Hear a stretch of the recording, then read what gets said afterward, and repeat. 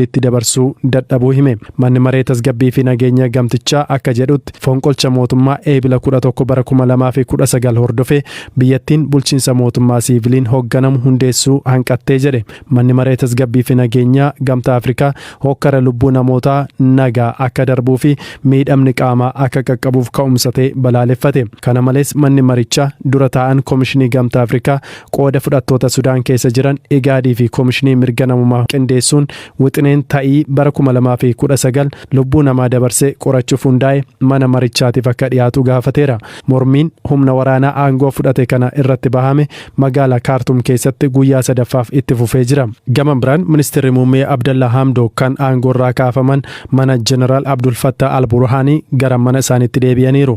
Kana hordofee ministeerri haajaa alaa US Anthony Blinken bilbilaan dubbisuu isaanii himaniiru.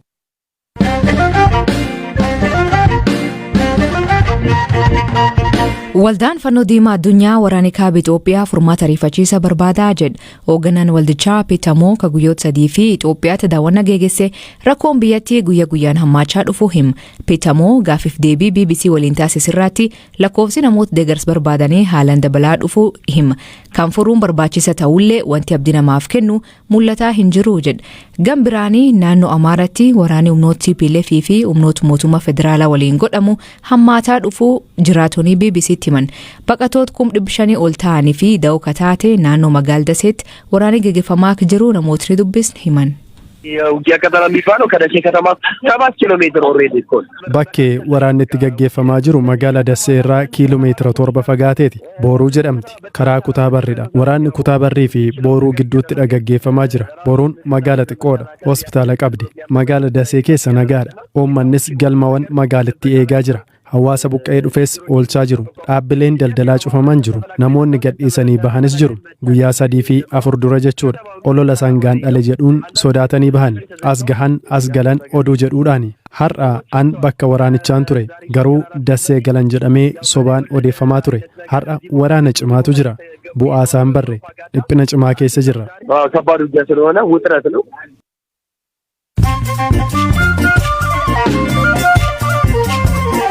Dhaggeeffattoonni Oduu gabaabaa addunyaa isanii dhiyeessaa jalqabaanii Nigeeriyaatti poolisiin namtichi sababa hiyyummaatiif jecha gurguraaf of dhiyeessee to'annoo jala oolche.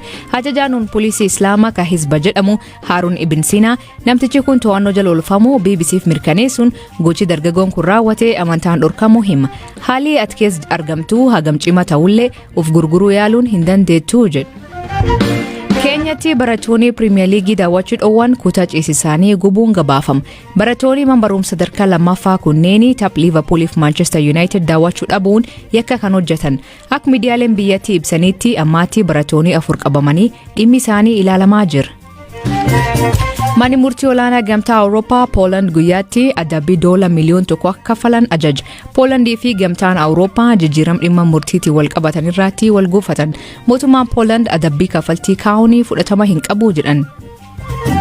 Hojjettoonni McDonald magaalota Ameerikaa 12 keessatti miidhaa saalqunnamtii erga mormuun hojii dhaaban. Dhaabbatichi garuu koomisaan dhiyeessan kana xiyyeeffannoo itti kennuu dhiisee jedha.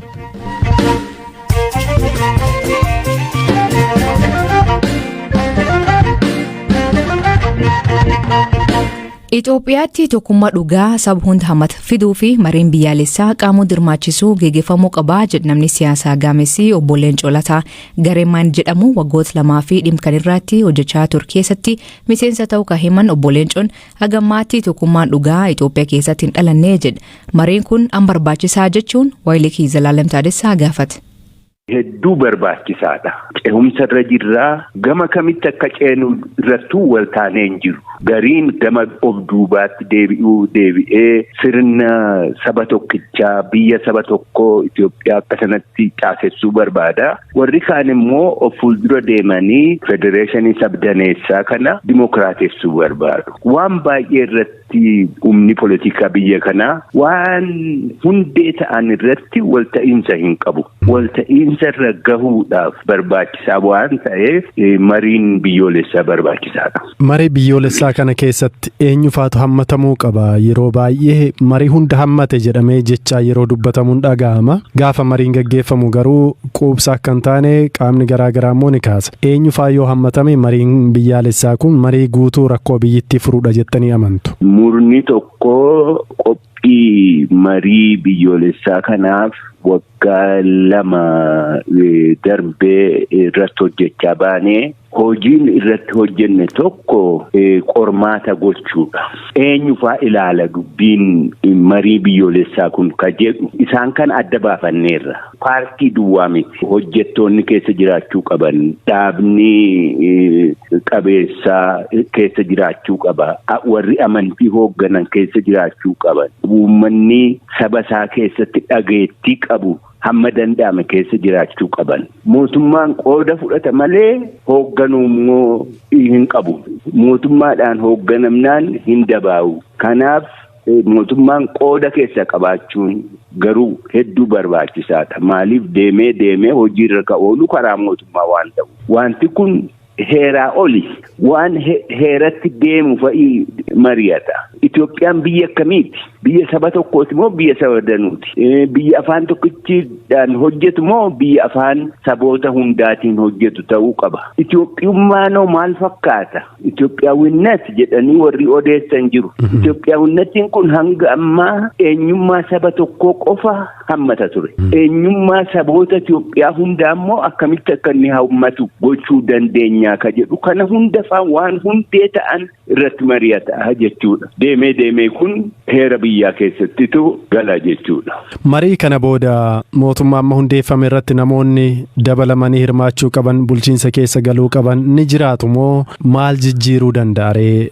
Nuti waan mootummaa miti amma dubbiin jabduuni ummatoonni biyya kanaa waan bu'uura ta'an irratti mari'ata malee mootummaa jijjiiruu, mootummaa buusuu fi kaa'uu hojii isaa miti kun. Biyya kanatti marii biyyoolessaa yeroo jedhamu yeroo hundumaa salphisanii fudhatu. Paartiileen keessattuu daddaffiitti mootummaa ta'uu barbaadu. Ammatti mootummaa ta'uun balaa ta'aayyuu. Eessatti ceenaa irratti wal hin taaneen biyyi kun.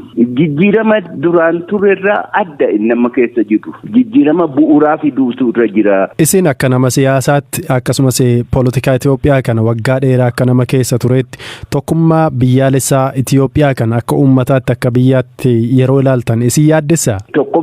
Tokkummaan dhugaa hagammaa Itoophiyaa keessatti mul'anne. Tokkummaa humnaan dhalatee humnaan eegamaa hamma ga'e. Dirqiidhaan dhalatee dirqiidhaan tokko taasisee bulchaa ture jiras. Tokkummaan dhugaa ammaan booda danda'ama. Marii kana keessaa tokko kan inni itti baasu akkamitti Itoophiyaa saboota Itoophiyaa tokko taasifna, tokkummaa isaanii immoo akkamitti fiksina ka jedhu irratti mari'ateeti.